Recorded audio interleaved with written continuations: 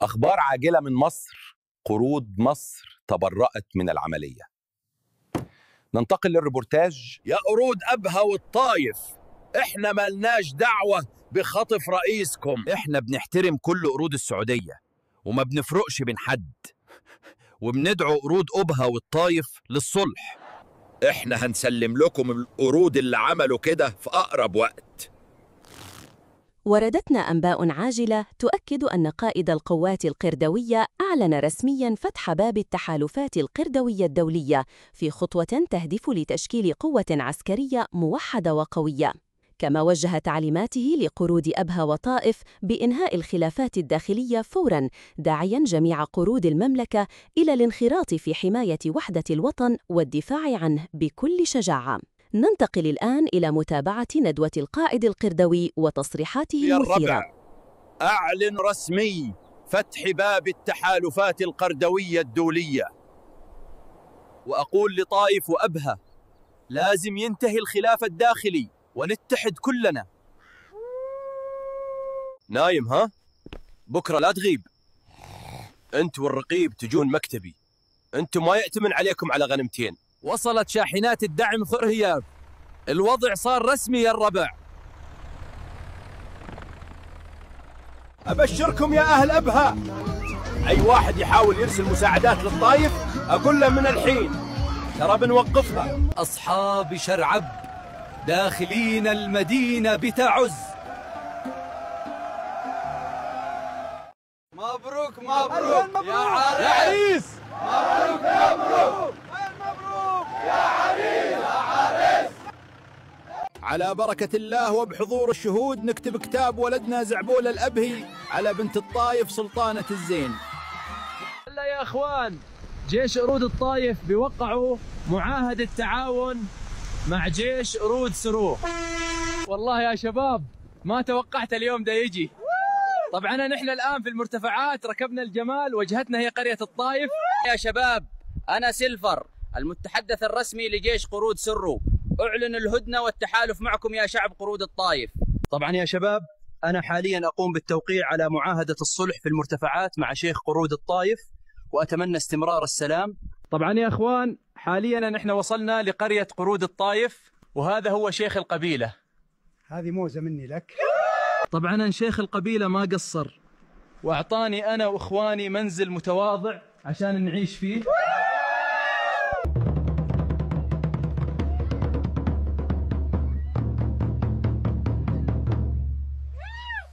ماني مصدق يا إخواني إن الحرب انتهت والسلام عم في كل أرجاء قرية الطايف.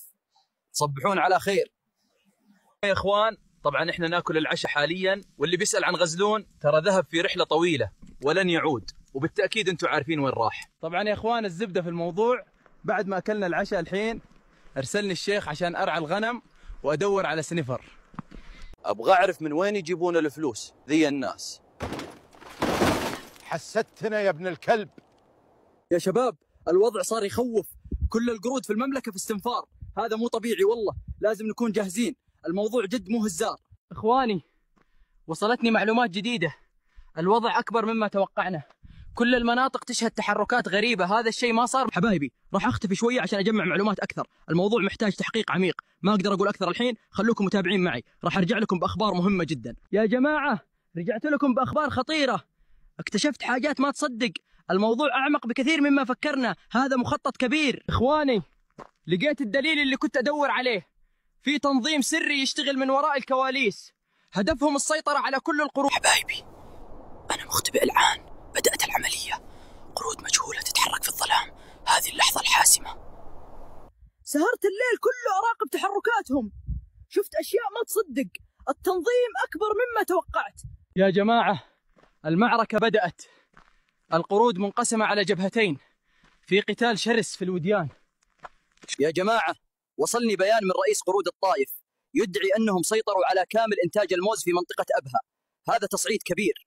الوضع تغير تماما، اكتشفنا أن التنظيم السري كان مجرد خدعة، القرود كانت تلعب معانا. أنا خايف من موضوع استهلاك الموز، إذا ما تدخلت الحكومة السعودية بسرعة راح يصير عندنا نقص في الموز، والموضوع راح يؤثر على حبايبي. في رأيي الشخصي قرود أبها ما راح يسكتوا على هذا الموضوع، أتوقع يردوا بقوة. حبايبي راح أختفي شوية عشان أجمع معلومات أكثر، الموضوع محتاج تحقيق عميق، ما أقدر أقول أكثر الحين، خلوكم متابعين معي، راح أرجع لكم بأخبار مهمة جدا. احنا قرود شبه الجزيرة، جينا ندعم قرود أهل الطايف. حنا معكم يا عيال الطايف. حنا معكم، حنا معكم. أنا قرد من الطايف نازح في الرياض، أدور راحتي وبكشف لكم فضايح شيوخ قرود الطايف. واحد برجر موز والمشروب موز بالحليب.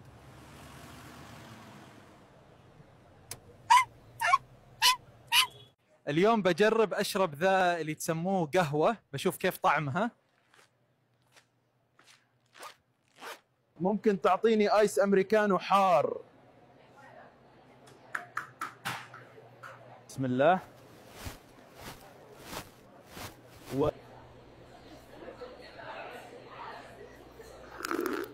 واو وش ذا القرف يا شيخ. إذا تبوني أجرب الماتشا وصلوا المقطع 1000 لايك. يا رب ما تقدرون. هذه خطتنا للهجوم على قرود أبها، وفي الأوراق هذه جميع المعلومات التي سوف ننفذها. متحدين نقف، متفرقين نسقط. قرود الجو العراقي جاهزين لقصف مواقع قرود أبها والرياض.